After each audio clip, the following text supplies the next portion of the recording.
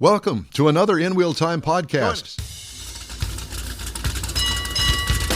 This is your place for all things automotive, the award-winning In Wheel Time car talk show. Today coming to you from the Spring Tailpipes and Tacos Cruise In at the Lupi Tortilla Tex-Mex in Katy. Just ahead, we are going to get you involved in some racing through the wares of Mr. Judd Holt, who is fresh back and ready to go out again to ply his trade at road courses across America and be successful like he was in Long Beach with his BMW 4 Series. Yeah, it's a M4 GT4. M4 GT4. Well, you're going to explain all that to us. A lot of acronyms. Later, Jeff has got the racing calendar. Mars has This Week in Auto History. And I'll get you caught up on the stories making automotive news headlines. Howdy, along with Mike Out of This World, Mars. We always need more Jeff Zekin, Chief Engineer, and Bottle Washer, David Ainsley. I'm Don Armstrong. Glad you could join us today. Judd Holt, it's good to see you, my friend. Good to see you guys, too. And, congratulations on Long Beach. Of all places, I'm going, oh, my God, he won Long Beach. Now, okay, so let's talk about the car so we can get this all set up. It is is it a new model? Yeah, it's a fully amalgamated factory-built race car. They built them in Germany. Hell, I didn't even know that they did that. Yeah, the entire class, the GT4 class, is all factory-built spec race cars. So you run cars just like yours in this particular division of an event. Exactly. Yeah, and then the BMW has a car, the Mustang, the Ford has a car, Mercedes has a car. Okay. So there are a multitude of manufacturers. Okay. We just run the BMW. Yeah, and so they take and should I say I'm sorry or no, congratulations? Yeah. Is it a straight six? It's a turbo 6. It's a turbo 6. It's a 6. It's a turbocharged 6. Yeah. Yep. 550 horsepower. Very, very torquey car. Automatic? Paddle shifters? Paddle shift, yeah. Yep. Paddle shift, yeah. And 8-speed, we use 6. And everybody that drives a BMW in that class, the car is basically the same. They're identical. They're identical. The spec is you can't identical. jack with it. You cannot change either. I mean, they're down to there is Lug nothing. nuts. Like you can't adjust the way the door panels fit on the car. They're that specific. Can you adjust the toe in, the camber? Yes, you can adjust suspension setup on the car for driver comfort. For just track to track. They're obviously making camber and toe and all the suspension adjustments. You can do shock adjustments, so it's a 3-way adjustable shock. But you got to use the same shock as all of the other drivers in the BMW. The shock is spec'd for each car. The shock you have to run. Yes. So what it gets down to, so when you go someplace like Long Beach and you win, it's driver against driver because all the cars are the same. That's so the to goal. me, that's a bigger deal than because the car can't. If you got a better car, that can make a difference. But if they're all spec, they're all the same. That's a big deal. Yeah, that's definitely the goal of SRO and GT America is to get the cars the same. And they have each car has a BOP that says this is the horsepower setting you have to run the car on, this is the torque setting you have to run the car on, and this is the weight that has to be on the car. So you have to go and through it changes tech. Race to race. Oh yeah, heavily teched car.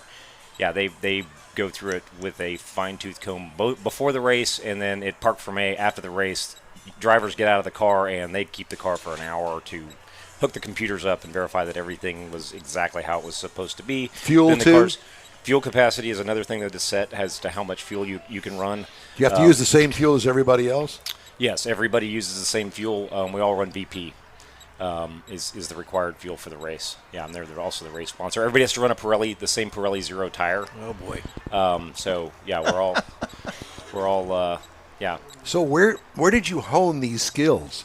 So I began about 4.5 years ago. I woke up one morning during COVID and said, I don't want to sit around the house anymore. And so I went out to MSR Houston and drove a spec car. A buddy of mine loaned me allowed me to sit in his car, and I was immediately oh, I got to do this. And so I bought a spec car, and we raced those for 2.5, 3 years. I still race it. I still have a spec car. It's a lot of fun. Very, very, very competitive. Some of the best drivers I drive around are in the spec class still. Anyway, after a couple of 3 years doing that, we graduated to an M2 and started running WRL, which is enduro racing, in an M2. And then about a little over a year ago, the new M4 G82 came out, and I was fortunate enough to be. You said, I want one of those. Yeah, well, actually, yeah, it kind of came to find me, and they said, hey, would you be interested in moving up to the next level? And I said, sure, that sounds like a lot of fun. Faster's always better. Faster's always better, and just the platform. Nothing against the M2, but I mean it's a legit real race car based on the street car. So really, awesome. Like I got in it for the first time. I'll be honest, it was a little intimidating when you first sit behind the seat of sit in the driver's seat of that. You go, wow, this is a lot of car. Fast car. This is a lot of car. We took it out at Eagles Canyon in north of Dallas, Fort Worth. Beautiful racetrack up there that Livio runs. And we practiced and we got ready to go racing. And then we were fortunate. There was an SCCA event shortly after we got the car kind of dialed in. And we got to run that and get to do a little wheel-to-wheel racing in the car itself. And then we took it on tour in WRL last year. We ran it at Sebring, we ran it at Watkins Glen, and then we ran it at Coda, kind of the back half of the season, just to get, Well, experience under the belt. Yeah, some experience under the belt. And then we began this year's WRL season in the car, and we started in Sebring, which is where the series starts, and we put it on the podium one day in second place, and then we went to Eagles Canyon, and we put it on the podium there, and so and then it was time to start running SRO GT4. So what does it feel like to stand on the podium? It's an amazing feeling. You shake the champagne, yeah, you shake and spray everybody with it. Yeah, it's a really because I mean really cool I'm feeling. just envisioning this in my mind, going, okay, I got a car, and the cars are pretty much equal, but really to win the race, it's on me. Yeah. And then to win it, or even podium the car, if you want to call it that, it's got to be a great feeling that you probably have never had before, have you? I've been on the podium in the spec car a couple of times, but what I'm saying is there's no substitute to be having somebody hand you a bottle of champagne and put a Pirelli hat on your head and go, Yeah. Go, I mean, I'm just trying to envision that. You know, it's an exhilarating experience, and it's why people race cars, it's to get that opportunity. Because today you are the best. Yeah, that's literally that's what it is. In that moment, and then it's immediately like, okay, can you back it up? Yes, we know about that. And being on the podium two races in a row was my co-driver Dave Ogburn at Sonoma. And there's two formats for GT4. I can get into that in a minute, but sometimes I have a co-driver and sometimes I've driven solo. To be on the podium at Sonoma was like mind-blowing, and then to get on it both days in Long Beach was like, wow, this is like living the dream. I can only I'm just envisioning it and trying to live my life through you at the moment and going, wow, that is just really cool. It's hard to imagine. Yeah, you see it on TV and that's cool, but to be there. Yeah. So you've got the whole rig that carries the car around. Do you have a backup car? So we run with Fast Track Racing, which is their group out of Eagles Canyon that runs BMWs, and they fully support the car for me. So we basically contract with them, and this is pretty common. There's several groups out there that run where you can just put your car with them and they handle the maintenance and all the work. Turnkey They thing. get you to the track. They haul the car. And they I set bet the it's car a up. hell of a lot cheaper doing it that way than having your own team that you tote around. Yeah, and less worry too. I don't know if it's cheaper, but I wouldn't do it any other way because it's certainly more time consuming. Particularly as a driver. I mean, you don't there want to be worried are about plenty all of groups that. that do that though, that run their own car, or run several cars in different classes and they're with common drivers. So it's not uncommon to run your own car. Kind of like drag racing, people running stock and super stock and Exactly. Yeah, there's a lot of teams that have a GT3 car and a GT4 car. Did you ever envision yourself doing road racing? Well, I always wanted to do it. I mean, it was always something in the back of my mind. I'm like, man, if I ever got the time and the money to make it happen, I would love to do it. But I was talking to one of my co-drivers in WRL and before we went to Long Beach, and I said, I said if somebody had told me 4 years ago you're going to be going to Long Beach to run GT4, I would have laughed nervously. I would have been like, yeah, right, whatever. But no, it was. I didn't envision it going as far as it has, as quickly as it has. But it's been a great ride. It really has. Who would you say was your mentor in this, in the driving aspect of a road race? Well, Denny Stripling, who is a Spec Racer Ford guy that is very well known, very accomplished driver in Spec Racer Ford, and has done other things. Yeah, he was definitely my mentor, and definitely kind of the one that kept pushing me to like, let's keep going. And did you ever do a ride along with him? No, I never did a ride along with him, but we've done a lot of coaching. We've done a lot of lead follow. A lot of track video. And when you do the lead follow thing, are you on a headset with him? Yes, yeah. So you can coordinate the radios, and so you can communicate. And sometimes I'll follow you and give you pointers as to where to put the car and so forth. And then a lot of times it's just sitting in a room reviewing data. The data that you can get out of a race car these days is incredible. Depending on the car, the AIM system will allow you to take your video and overlay it with the data, and you can see every marker that you hit. And then in the BMW, we get the Motec system and V-Box, which is... It tracks you. And it shows you, and you can do, if you have two cars, it'll line them up next to each other and show you this is where the car was positioned, and this is where that car was positioned, and where the braking... So is it like a simulator? No, it's like a replay. Gotcha. But we also do the simulator, so we spend a tremendous amount of time on the simulator working together, just to fix little problems. And it's amazing how far the simulators have come. We spend a lot of time on iRacing, practicing and getting ready. Line in, line out, braking points. Yeah, and Apex. it was, for a track like Long Beach, for example, this is not a track you can go drive, right? Right. It's normally a street. Yes. And so the only way you can get your mind around, like, okay, what's the cadence of this track, Yes. and where is the grip, and where do you put the car, and so forth, is to do it in a simulator. And I'd run other tracks in the simulator, but I don't think I'd ever spend as much time in the sim as I did for Long Beach. Getting ready for a race, and it really paid dividends. Well, not only that, but I mean, you also have to worry about shift points. I mean, there's one way that you listen to it, but if you run over 8,000 RPM, you're going to blow it up. And for me, I know that when I did a Corvette event at Circuit of the Americas, they let us out there like fools, and I'm going, okay, well, I ran that Corvette of mine all the way up there to the red line. I'm going, I really didn't want to go that high with it, but the corner's right there. But only a few more 100 feet, and you're over the red line. So where do you shift it in that particular area of the course? And I'm thinking, oh my God, I can't even imagine what it would be like not ever having actually been on the track and do Long Beach. Yeah, so the BMW does have a rev limiter, so you cannot over rev the car. Right. And you can't downshift, or what they call a money shift, which is where you inadvertently downshift. It will not allow you to until it's within the RPM range within the tolerances.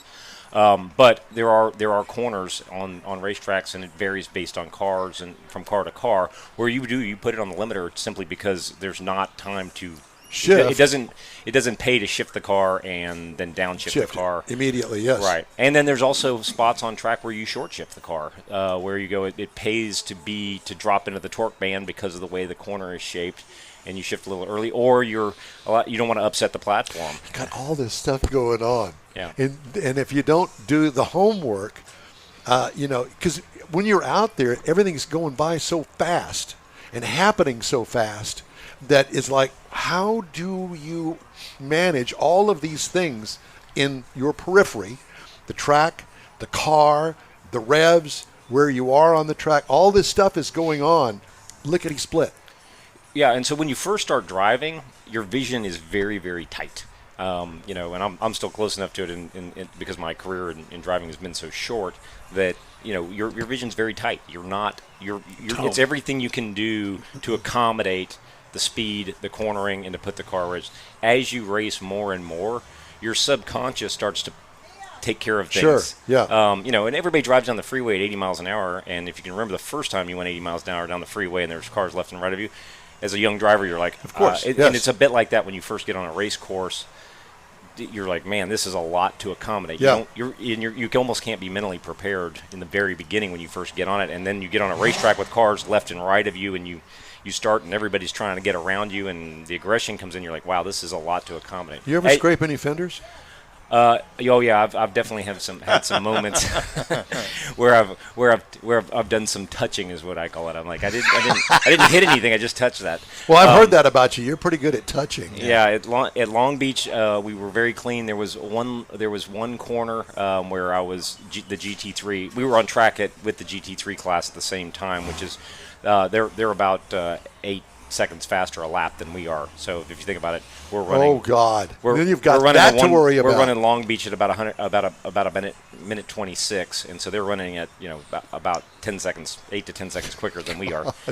So they're going to pass us in a 40-minute race twice. And so the GT leaders were coming through, and as I was coming into one of the tightest turns, where you go from basically a 7-lane road onto a 2-lane road, and it's the tightest corner. And you got all these cars coming up behind you. And it was clear they were going to catch me right as I came in, and so I had to put the car through the apex and try and get out of their way. And when I came out of the corner, I looked over to my left mirror, which you don't need a lot in that track, and I could see me, which is never a good sign, because the mirror had actually it clipped the wall. Yeah. Touched the wall. It had clipped the wall, and it just knocked the mirror back, because it doesn't stock mirrors on it, and it knocked the mirror back. And I was like, well, the windows don't come down on the car. They're solid Lexan windows. I'm like, well, I guess that's just the way, fortunately you don't use the left mirror in that track very often.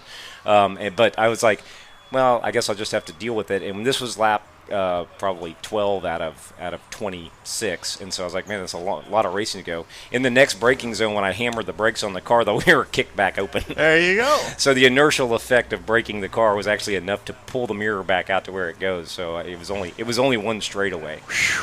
Yeah, man, and so, sweating bullets. It's a very intense experience. There's no doubt, and most people don't realize like the real intensity of racing is not the getting the car moving, it's the getting the car stopped. Where the real experience, you go, everybody goes, race car driver, that's about going fast. I'm like, yeah, it's about going fast, but it's about getting that fast thing slowed down and around a corner. Yeah. With consistency and without with maintaining the grip of the vehicle and keeping the platform connected and maintaining the RPMs.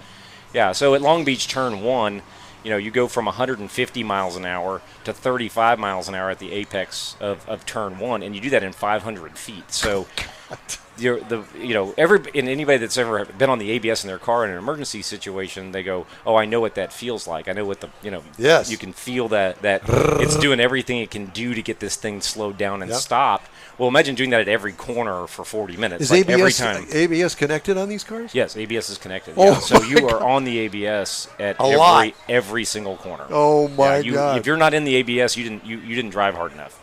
So yeah, we're using the ABS every time. It also has traction control, which we run at some tracks, but at Long Beach we did not. Getting out of the hairpin, we just found that the car wouldn't. The traction control was overly intrusive, and so we found that it was a little quicker to run it with the traction control off and just throttle balance the car to get it out of that corner. Well, Judd, we're gonna turn the traction control off for you. You're gonna what? Was it one of kind of those responses? No. It was actually you have to do it to yourself. So there's the steering wheel on the car has two knobs. One knob allows you to change the brake, the throttle sensitivity, and the other one allows you to adjust the traction control map that's on the not car. on a. That's not While on. you're going around the track? While you're going around the track, yeah. So this you can car is adjust set up for this. So he's going around the it's track designed. like this. There's Gotcha. two. It's a butterfly wheel, Yep. and there's two knobs where your thumbs can reach up there, and you just click it this way, and it'll change you from a wet pedal to dry pedal to a linear pedal on the right side, and then the left side will allow. How do you learn that? You just again as you race, 4.5 years. More and more of the processing goes into your subconscious, and you have time to do the other things. Yeah. And the car actually has a button where you can just turn the traction control off for a corner. You just push the button down, and it does a 10 count, and you can just shut off. So if you have a corner where you go, I don't want the traction control on for this one corner, you can just kill it for that. Those BMW guys, they just think of everything, don't they? Yeah, they do. Yeah, they do. They are. To me, that goes back to your earlier statement about working with this other company to make sure your car gets maintained and gets it out. Because you don't want to be going into that curve trying to figure out, well, do I need to hit the braking deal? Wait a minute. Did I change the oil in the car the last time? When was the last time this thing had brakes? Yeah, exactly. You don't want to be doing that. You definitely don't want to be worried about the car. And these guys are great. I mean, they understand this is what they do full time. And in Fast Track, they're meticulous. And we also, we have a car engineer that works just for us. That is in charge of setting up the suspension and how the car is like the platform is set up. But you have to give him the input, saying, "Hey, the car will not turn in this particular corner." Do you tell him that? Yes. Yeah. We tell him how the car is performing and where we feel like we're giving up time. And also, he is a data engineer as well, so he can look at the Motec data out of the car and go, "It appears you're giving up time here." You're always making trade-offs, though. We can make it perform well in turn 1, but we're going to give it up in turn 6. Which where's the time? Where do you want? Where do you want the time? Because again, you can set up a car to be loose. You can set up a car to have to be sensitive in a pushing situation. You go, well, do you want the car to rotate more? Or you want the car to rotate less? And all of those things as you adjust the pitch of the car will change how fast the car goes on a straightaway. So you've got to dial the car in kind of on the averages of all the corners that you're going to do. It sounds to me like, your next step is IndyCar. Well, IndyCar was at Long Beach, and I watched those guys race for 2 hours plus, and I go, man, I don't know how they do it. And then I realized they're 30 years younger than I am.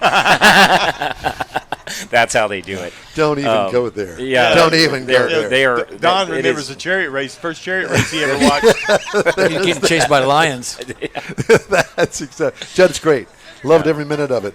And so, where do we follow you on this racing adventure of yours? Yeah, so we're on Facebook at Loopy Tortilla Motorsports. Loopy Tortilla Motorsports. Yeah, so if anybody, Mars?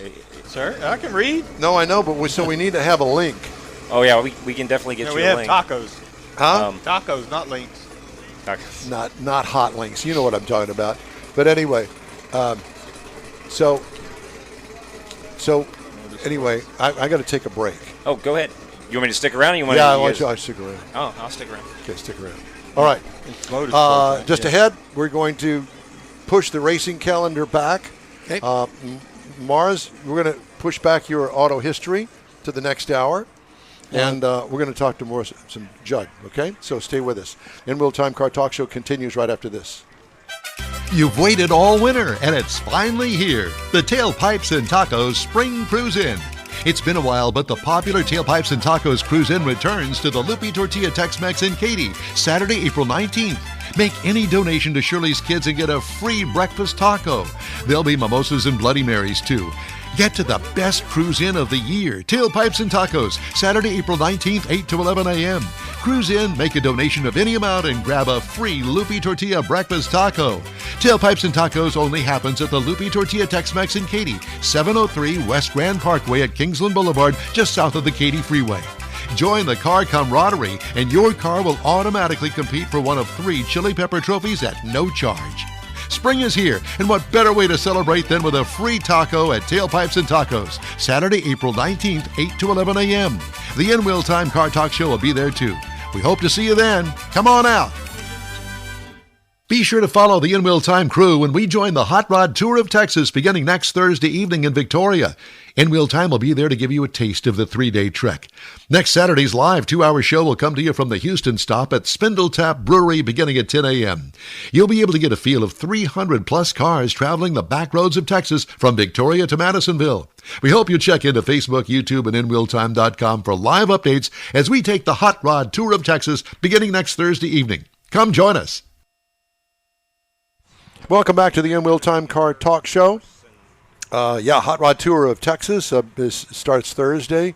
And anyway, we're going to be down there, and we'll be doing live reports on and off. And then, of course, next Saturday we'll have our live show at the Spindle Tap Brewery on the north side of town, which is when you get there, you're going to go, how in the world did they find this place? Because it's off the freeway. It's a private thing. The guy, I don't know what he does for a living, but instead of having the employees go out and go drinking, he had a brewery built there in his warehouse, and it's open to the public. You can go. So that's where everybody's going to go. Do we get employee discounts? Huh? Give employee discounts? I don't know how that works, but anyway, it's a pretty cool place actually. All right, so we're talking with Judd Holt, talking about it's not SCCA racing. Yeah, no, it's the SRO Motorsports Group, and the class is 2. It's GT America, which is the single driver race, and then there's GT4 America, which is the 2-driver racing. You teased us about that, so talk about that. So sometimes you have a co-driver, and other times you don't. So what determines that? The racing body? Yeah, the racing body, also the track. So at Long Beach, the only thing that was presented for GT4 was GT America, which is the 1 driver. There's 2 races and 1 driver has to run both races. Typically, what we'll run is what's called GT4 America, which is the 2-driver, and they're 1 hour, and each driver drives for 30 minutes. So you have a pit stop and a driver change and whole process. So. It's not because the driver gets tired. It's because it's part of that series. Right. It's part of the competition is to have to do the driver change. And GT4 America is the more competitive series. It'll have a 30 or 35. So car an field. hour-long race, you don't have to fuel the car, do you? No, you don't. But they also once a year at the Circuit of Americas we run a 3-hour, and then we have to fuel the car. And then we run 45, 2 drivers still, 45 on, 45 off, 45 on, 45 off. So, so when you fuel the car, how does that work? You have a can. Yes, yeah. They use So you have a special required fuel. Yep. Yep, and we can fuel the car, and we can do a driver change in about 60 seconds. So that's about how long. That's pretty good. That's really it's quick. With all the belts and everything else that you got to go through to get ready. Yeah. And we practice that. We practice getting in and out of the car and making sure that our timing and the door's open. Does it have a roll bar in it? Yes, it has a full. Yeah, it has a full SFI. So you have to climb over the bar. Yeah, well, the bar is actually pretty low in the driver entry in our car. There are cars where the bar is kind of cross member. Ours goes through the driver cockpit in the floor. To make it a little bit easier for you to get in. Right. We have more on our roof to create the additional support, but it does make it a little easier to get in and out. I mean, BMW, of all the cars that are out there, it's the biggest of the cars, like just size-wise. Oh, okay. Yeah, I mean, this obviously a Supra is a considerably smaller So let me platform ask you as is a this: Porsche. in your everyday driver, do you have a BMW somewhere in the fleet? It's funny. We're waiting on my wife. I recently asked who's my biggest fan and greatest supporter in racing. She travels to me, travels with me for every race. I am so sorry. Anyway, no, she's fantastic when it comes to this crazy hobby. Yeah. So she has a new M4 CS convertible coming, and so it is on somewhere in the Atlantic right now, making the trip across. And so, this will be the first BMW I've ever owned that wasn't a race car. I've become a big fan, obviously, by driving and the support of BMW. Let me tell you Motorsports. something. I don't get very many BMWs anymore to drive to test, but when I did, that straight 6-cylinder that they have, oh my God. That engine I am a huge straight 6 guy. That's what I grew up on. That was my first hot rod that I hot rodded, was a straight 6.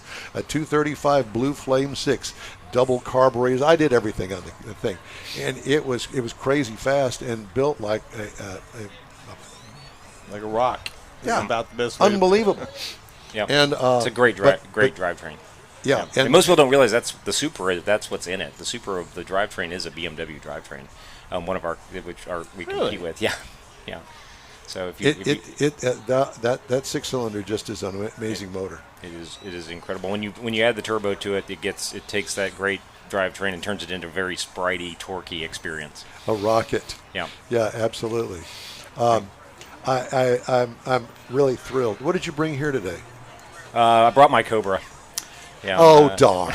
I brought my Cobra. That silver Cobra over there? Yeah, the silver Cobra. Yeah, which is that a real Cobra? No, it's a Super Performance. So a really good driving, reliable motor is. It's a 351 Windsor. Yeah, so it's the spritier of the 2 engines and runs a little cooler. Yeah. But yeah, it's been. I've had it for years, and it's been. Have you really? Really a. yeah, it sits in the garage, and I try to get it out every time the sun shines. Yeah, absolutely. Yeah, it's a lot of fun, and they're quick. I mean, it can be a handful. It weighs nothing. It weighs nothing, and it has a tremendous amount of horsepower. And so it's it's a lot of fun. The little gentleman that just went by, I heard you. He wanted to know if it was an electric car. An electric car? Oh yeah, no, yeah, the all electric Cobra. There's a battery in it. I think Shelby would return From the grave. From the grave Yeah. if anybody tried to put Absolutely. an electric motor in his car. Well, we got a hard out. It's time. No but problem. We appreciate you. Can Thank I you. give a quick shout out? If you want to come Please. out and watch us race, we'll be at COTA next weekend. At the Circuit We'll of be on Americas. the Hot Rod Tour of Texas next weekend. Yeah, so they can listen to you and watch me. It's going to be perfect. I like the way he thinks. We will be at Circuit of Americas, and then Sebring about a month later, and then gonna we're be going back to, at and we're going to Circuit? Germany. So you have to have me back on after we. Loopy go. Tortilla we need to go. Motorsports. We need to go do a remote in Germany. We Yeah, need you to guys go could with come you. with me to the Nürburgring. We'll You wanna do that. Yeah. We're ready for that. Awesome. Thank All you guys right. for having Thank me. you. We appreciate you, Judd Holt. We'd love to hear from you. Shoot us an email. The address info@inwheeltime.com. Back after this. You own a car you love. Well, why not let Gulf Coast Auto Shield protect it? Houstonian John Gray invites you to his state-of-the-art facility to introduce you to his specialist team of auto enthusiasts. We promise you'll be impressed. Whether you're looking to massage your original paint to a like-new appearance, apply a ceramic coating, install a paint protection film, nano-ceramic window tint, or new windshield protection called ExoShield, Gulf Coast Auto Shield is where Houston's car people go. Curbed your wheels? Instead of buying new, why not have them repaired? How about a professionally installed radar detector? Gulf Coast Auto Shield does that too. Get a peek inside the shop and look at the services offered by getting online and heading to gcautoshield.com. Better yet, stop by their facility at 11275 South Sam Houston Tollway, just south of the Southwest Freeway, and get a personal tour. Gulf Coast Auto Shield is your place to go for all things exterior. Call them today, 832-930-5655 or gcautoshield.com. The award-winning In-Wheel Time Car Talk Show now reaches 5.3 million folks each year. Check us out on InWheelTime.com, the Odyssey Radio app, YouTube, Facebook, and just about every other entertainment source out there, including our live broadcast every Saturday, 10 to noon Central Time. The In-Wheel Time Car Talk Show has informative automotive guest interviews, new car reviews, along with popular features including Jeff's Car Culture, the latest new cars, cruise-ins, and racing dates. It's InWheelTime.com. Join us. That's it for this podcast episode of the In-Wheel Time Car Show. I'm Don Armstrong, inviting you to join us for our live show every Saturday morning on Facebook, YouTube, Twitch, and our InWheelTime.com website. Podcasts are available on Apple Podcasts, Spotify, Stitcher, iHeart Podcast, Podcast Addict, TuneIn, Pandora, and Amazon Music. Keep listening, and we'll see you soon.